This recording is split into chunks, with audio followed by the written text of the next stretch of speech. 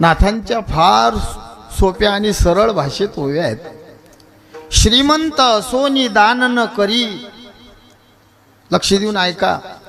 श्रीमंत सोनी दान न करी, गरीब सोनी भजन न करी, तया गळा पाषाण बांधोनी समुद्रा जान बुडवावी. अर्थ समजला नाही? निरा कोमात गेले तुम्ही. त्याचं काही त्याचा काय त्याला असं वाटते हे बुजाळणं कुठून आलं. तुमचं कसं झालं पहिले ते सांगून देतो मग पुढे बोलतो मी. एका पोराचं लग्न पक्क ना होई. काळ कठीण आहे. 40-40 वर्षाचे 40-40 पोरं एका गावात आहेत. आमच्या गावात एका पोराने 31 वर्षाचा पोरगा, मामा पोरगा 31 वर्षाचा, पोरगी केली त्यानं 39ची, आणि 2 लेकरं त्याला त्या बाईसोबत फुकट भेटले.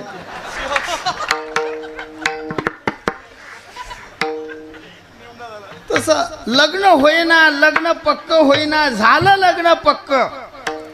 लग्नाची वेळ आली, नवरदेव मंडपात बसला, नवरीच येईना. काय कराव, नवरीला अडचण आली.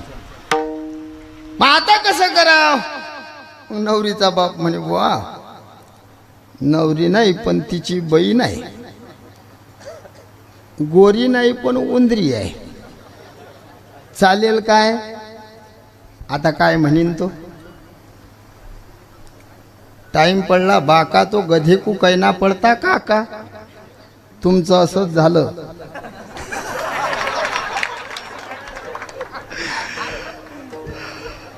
आदरणीय पूजनीय माझे ज्येष्ठ श्रेष्ठ गुरुबंधू, ज्यांच्या मुखातून तुम्ही गोड कथा ऐकून राहिले, प्रेममूर्ती, ज्यांचा साखरेसारखा गोड स्वभाव आहे, आमच्या वारकरी संप्रदायातलं अनमोल रत्न म्हणजे सानप बाबा. आणि त्यांच्यावर गुळावर सगळे प्रेम करतात. मग सगळ्यांचं प्रेम आहे बापू, हो तुमचंही आहे माझंही आहे. मग त्यांच्यावर असंच दुसऱ्या गावला तारीख न कळत काहीतरी आमच्याच्याने तसं होते, म्हणून त्यांनी गोरी नाही तर उंदरी उभी केली. मी मागच्या वर्षी कीर्तनाला आलो, तुकोबारायांचा अभंग घेतला, अर्धा सोडवला, तुझं विना देवा आहे ना पवन महाराज, अर्धा सोडवला आणि नंतर मी वाक्य बोलून गेलो. एक आमचे विदर्भातले शब्दात फार गाजले कैला दादा, ते शब्द प्रत्येकाच्या ध्यानात आहे. आणि मी इथं बोललो होतो, तुमचं लक्ष असेल नशील पण मी बोललो होतो, मी पुन्हा येईल, मी पुन्हा येईल, मी पुन्हा येईल. आलो की नाही? फक्त तुम्ही असं नका म्हणू या या बसा बसा.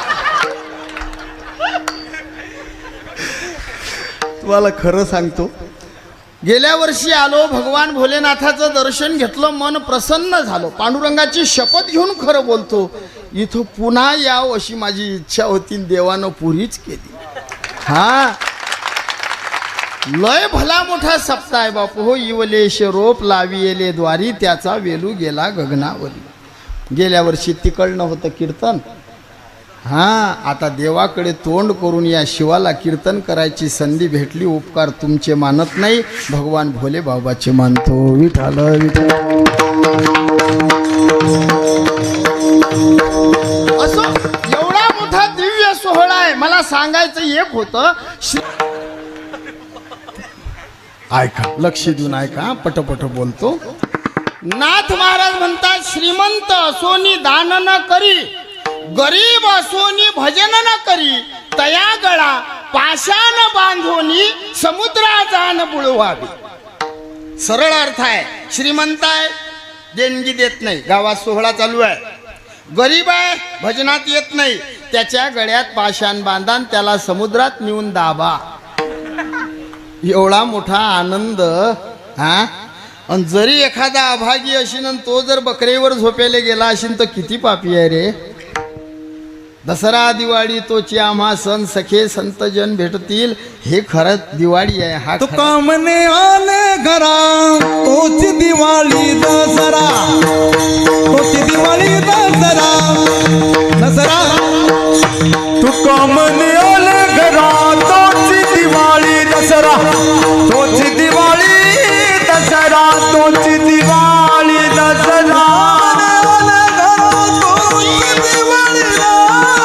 रुक्म निघाली घरा होती दिवाळी दसरा होती दिवाळी दसरा होती दिवाळी दसरा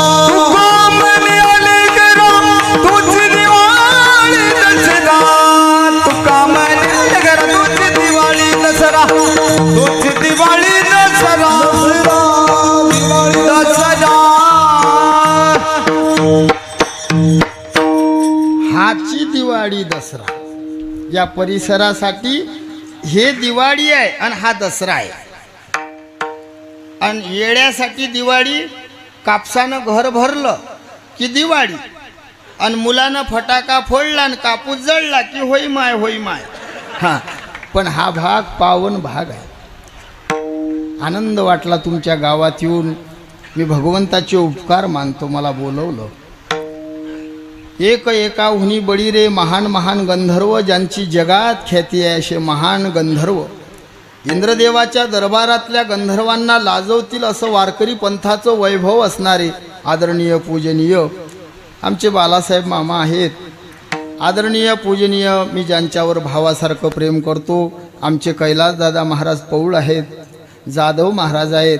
मृदंग सम्राट, मृदंग अलंकार, मृदंगातला वाघ माणूस, बिबट्या नाही हां, वाघ माणूस आहे, वाघ आमचे कृष्णादादा आहेत.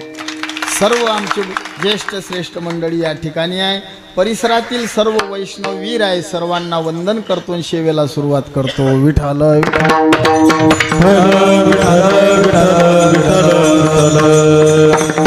असो असा दिव्य सोहळा. या सोहळ्याला माझ्याकडे आजची सेवा आली. सेवेसाठी जो अभंग घेतला, हा अभंग पैठण निवासी श्री संत शांती ब्रह्म नाथरायांचा आहे. या अभंगाच्या माध्यमातून नाथ बाबा, आता जमलं भाऊ, हा पहिले राजो आवाजच ये ना. या अभंगातून नाथ बाबा विरोधाभास अलंकाराच्या द्वारा बोलून वारकरी पंथाची सुरुवात भोलेनाथाची आहे हे पटवून देतात. लक्ष देऊन ऐका. विरोधाभास अलंकार म्हणजे काय? अभंग जसा दिसतो त्याचा अर्थ तसा नसतो, त्याला विरोधाभास अलंकार म्हणतात. कधी कधी साधू अतिशयोक्ती अलंकारात बोलले, पटत नाही असे अभंग लिहिले, अशा ओव्या आहेत का की ज्याचा अर्थच लागत नाही. अश्वशिंगे आकाश चिरा, लहाने जाते दळा वारा, नपुसकाशी नातवंड घरा, सूर्य अंधारा लपो आली. समजला अर्थ?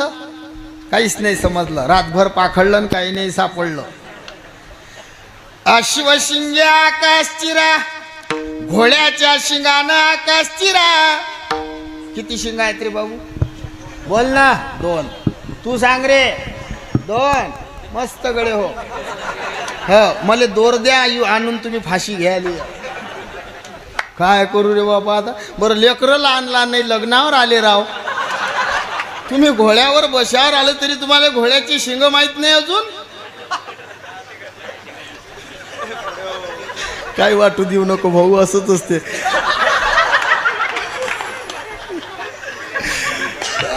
मामा मी त्याला म्हटलं घोड्याला किती, सगळे घोड्यावर बसायच्या लायकीचे पोरं आहेत हा, आणि ते म्हणता घोड्याला 2 शिंग. मग कसं करू आता?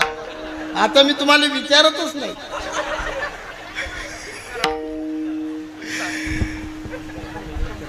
मी एकदा असंच एका म्हाताऱ्या माणसाला प्रश्न विचारला, काकाजी मी म्हटलं भीष्माचार्याच्या बायकोचं नाव काय? तो मला म्हणे 1 अक्षर सांगा.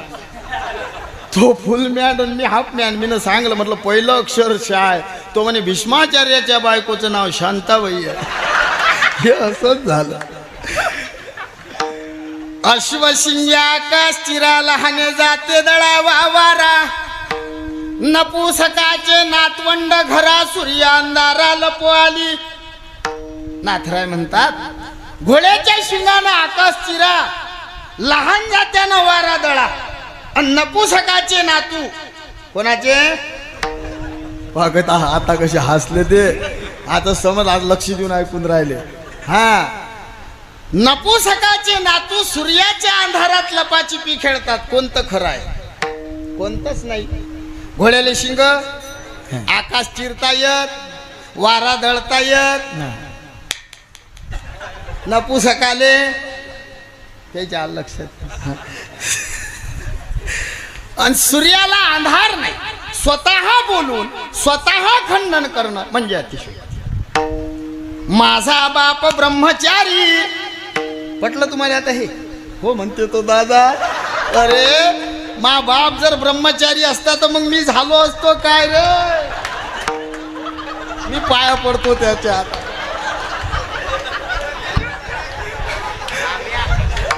आता कसं करू हो बाबा.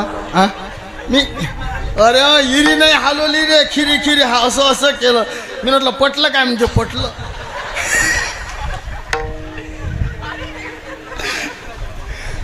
त्याला जरा जाग करत जा तुम्ही. हो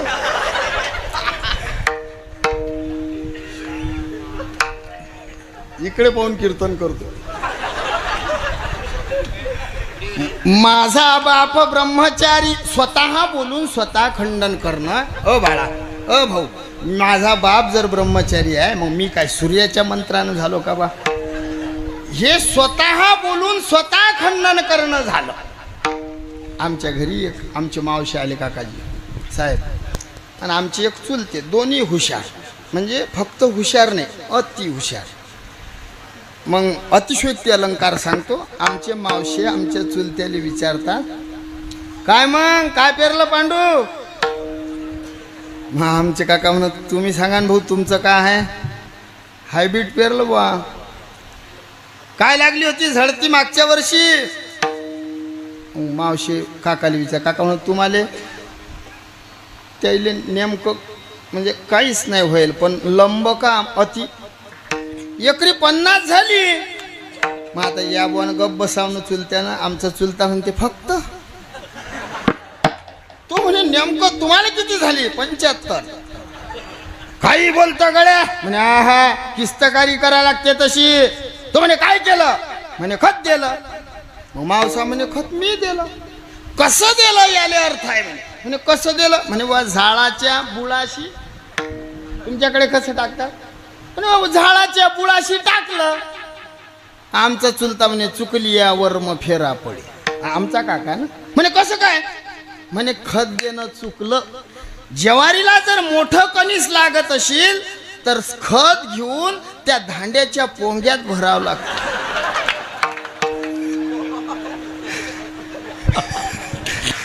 याला म्हणतात अतिशयोक्ती. पण आज जो अभंग घेतला हा विरोधाभासाचा म्हणजे दिसते तसा त्याचा अर्थ नसते. मुंगी उडाली आकाशी तिने गिळिले सूर्याशी.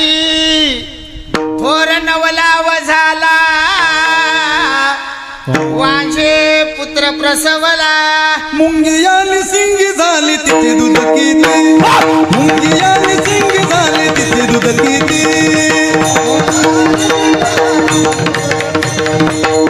झाली सिंगी आली भक्त भाडे. मुंगी आणि सिंगी झाली तिथे दूध किती. मुंगी आणि सिंगी झाली तिथे दूध किती. मुंगी झाली सिंगी झाली दूध किती. 17 रांगण भरून गेले पेले 12 हाती. भरून गेले पेले 12 हाती. 17 रांगण भरून गेले पेले 12. 17 रांगण भरून गेले पेले 12 हाती. मुंगी आणि सिंगी झाली तिथे दूध किती. मुंगी आणि सिंगी झाली तिथे दूध किती. मुंगी व्याली सिंगी झाली तिचे दूध किती. मुंगी व्याली सिंगी झाली तिचे दूध किती.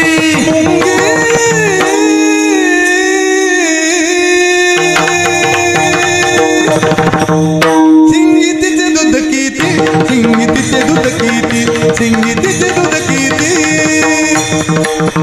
मुंगी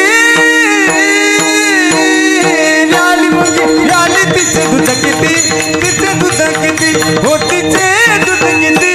तिचे दूध किती. 17 रांगण भरून गेले पेले 12 हाती.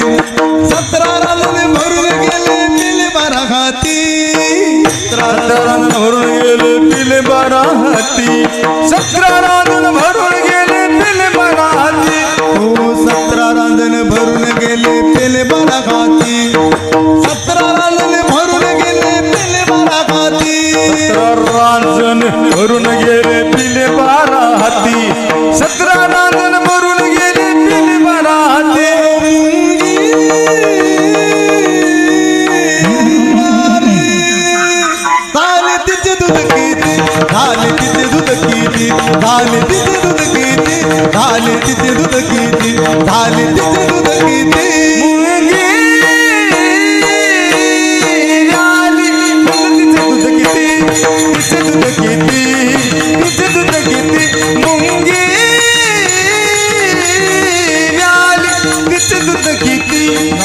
तिकी तिकी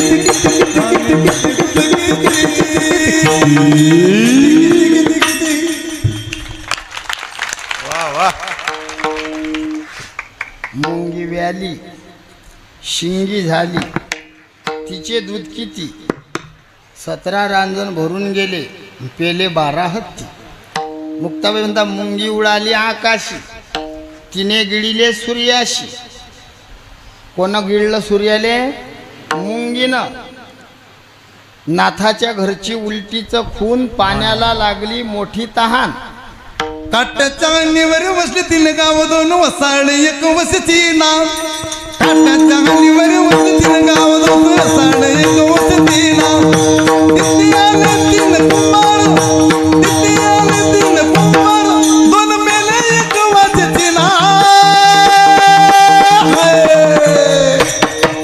काट्याच्या गाणीवर बसले 3 गाव 2 वसाड 1 वसती नाव काट्याच्या गाणीवर बसले 3 गाव 2 1 वसाड वसती नाव कट्ट्याच्या आणीवर वसलेले गाव एक वसले एक वसतीना कट्ट्याच्या आणीवर वसलेले गाव एक वसले एक वसतीना 3 कुंभार तेने ते घडविल 3 मडके तिथे आले 3 कुंभार तेने घडविल 3 मडके मडके मडके मडके 2 कच्चे 1 भाजीची नाव 2 कच्चे 1 भाजीची नाव 1 भाजीची नाव काट्याच्या हानीवर वसले 3 गाव 2 वसाड 1 वसती नाव काट्याच्या हानीवर वसले 3 गाव 2 वसाड 1 वसती नाव कट्ट्याच्या आणीवर वसलेले गाव एक वसले एक वसतीना कट्ट्याच्या आणीवर वसलेले गाव एक वसले एक वसतीना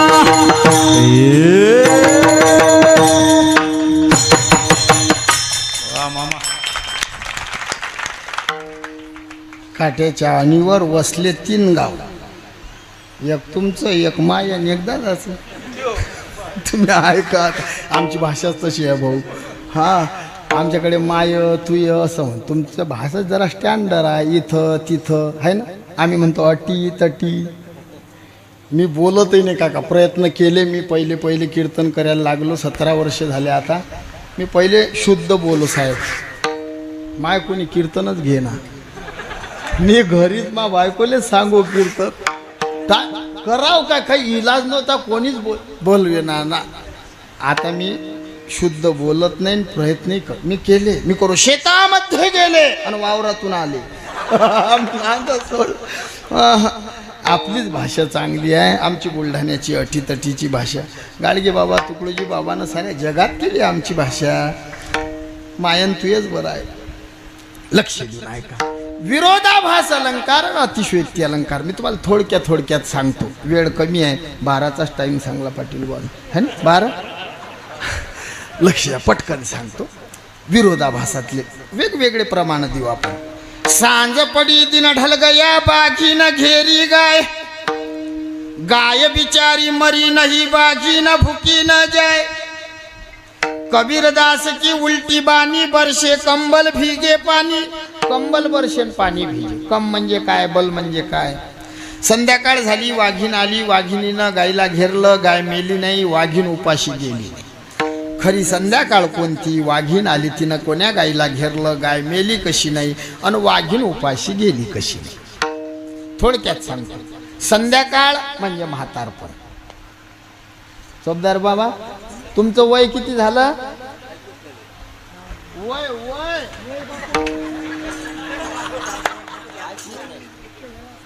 इतकं झालं हां पण तरी बी नाचतात किंवा मी एक गणितच करलाय वय अधिक वय बरोबर वय वय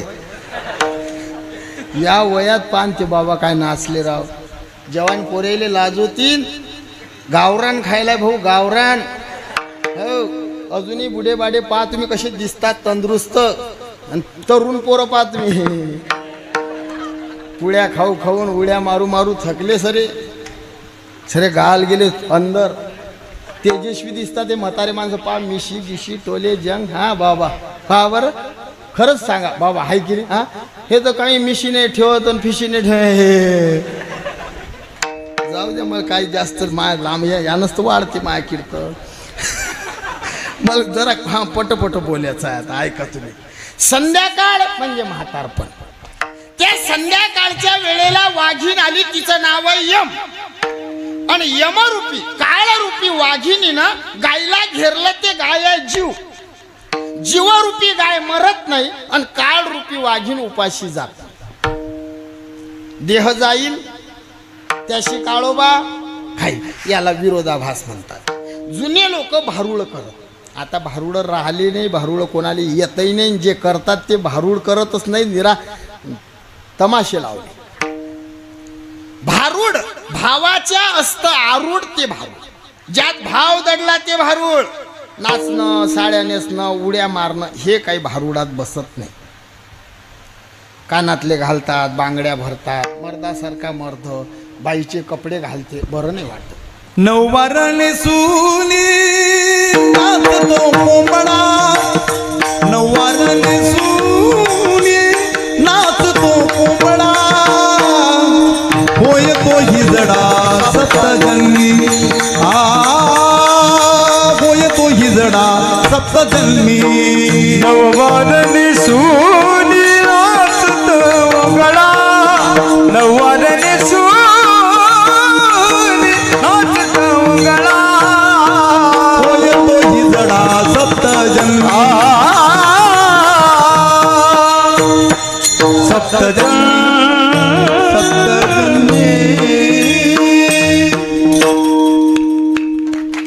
पुराव्यासहित दिलं, बोलायचंच काम नाही ठेवलं, अर्थ सांगायचं काम नाही. साडी नेसून नाचीन तो 7 जन्म टोल नाक्यावर उभा राहील. मी नाही सांगलं, त्याईनं सांगलं. सत्य आहे. पुरुषाशी स्त्री वेश देखता, पाहणारही जाती अधप्पाता. आमच्या घरचं नाही, नाथांचं आहे. साडी नेसून नाचला कोणी तुम्ही पाहिलं, तुम्ही नरकात जासाल. 7 जन्म हिजडे होता. नराचा तमाशा नरची पाहती, किंवा जे नर पाहती सप्तजन्मी होती हिजडे. सोपी आहे काय? साडी नेसू नका, बाईचा कपडा अंगावर धारण करू नका, कोणी नेसलं त्याला नेसू देऊ नका, आणि तुम्ही पाहायला जाऊ नका. बाईची साडी एवढी करामती आहे. जुन्या लोकांचं तुम्ही या म्हाताऱ्या लोकांनी विचारा, पती पत्नीचे कपडे भिजवायचे असले तर वेगळ्या वेगळ्या भांड्यात असे. मालकाचे वेगळे, त्या आईचे वेगळे, एकात नसत. एवढी संस्कृती होती हिंदूची खास. आता तर गयाठा झाला. बाईचा कपडा माणसाच्या अंगावर नाचाल. विचारा म्हाताऱ्या आईले, आई गोदडी शिवायच्या जुन्या बाया गोदडी, माणसाला धोत्राची बाईला साडीची. खरं की खोटं बोला आई? मुके आहेत का रे बाया? हो नाही तर सांगा, खोटा बोलतो. मालकाच्या अंगावर बाईचा पत्नीचा कपडा कधीच देत नाही. धोत्राची चालत नाही बाईचा कपडा. 7 जन्म हिजड व्हावं लागते. आता बायाही बदलल्या, माणसंही बदलले. काही काही बाया मालकाले कापूस वेचायला नेतात, अर्धी साडी त्याले अर्धी तुले. होय हिजळा, होय हिजळा. हो ना बाया, हो मी तुमच्या पाया पडतो, असं करू नका. तुम्ही साडी देता पण यायले भोगून द्या लागते. त्याचं काय कराव? हा, साडी देऊ नये, भारूड करू नये असं मी बोललो नाही. भारूड बायको मोठी, बायको मोठी, बायको मोठी, बायको मोठी. घेतला मुसळ लागली पाठी, घेतला मुसळ लागली पाठी, घेतला मुसळ लागली पाठी, मुसळ लागली पाठी. बायकोनं नवरा गरवार केला, मनाचा मनोरथ पूर्ण झाला. बायकोनं नवरा गरवार केला, मनाचा मनोरथ पूर्ण झाला. बायकोनं नवरा गरवार केला, मनाचा मनोरथ पूर्ण झाला. बायकोनं नवरा गरवार केला, मनाचा मनोरथ पूर्ण झाला. पूर्ण झाला, पूर्ण झाला, पूर्ण झाला.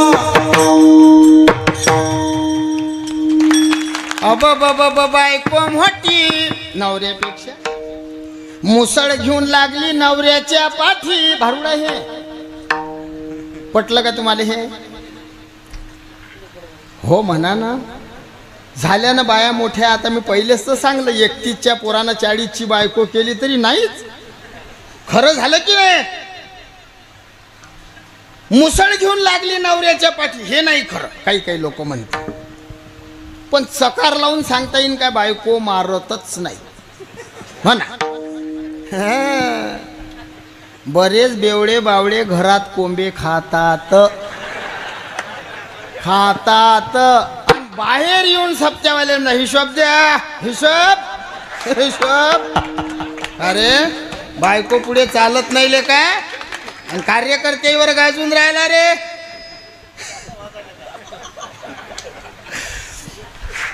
लक्ष देऊन ऐका. बाई मारतच नाही असं नाही, आणि मी बी कॅमेरे असूनही भेट नाही तरी बोलतो. बहिणी हो, सगळे बुवा लोक वेगळं सांगतात आणि आपला गडी एक अलगच असते. मारूच नाही असंही नाही. हा मला माफ करता, पण मी खरं बोलतो बाबा. सगळे बुवा लोक याच्यावर अन्याय. पती परमेश्वर आहे, पती परमेश्वर आहे. बहिणी हो, तुम्हाला जर असा बाबा भेटला, त्या बाबाले म्हणा एक महिनाभर बेवड्याची बायको होऊन पाय, कसा परमेश्वर आहे तुले दिसते रे म्हणा. हो ना भाऊ, राग येते ना.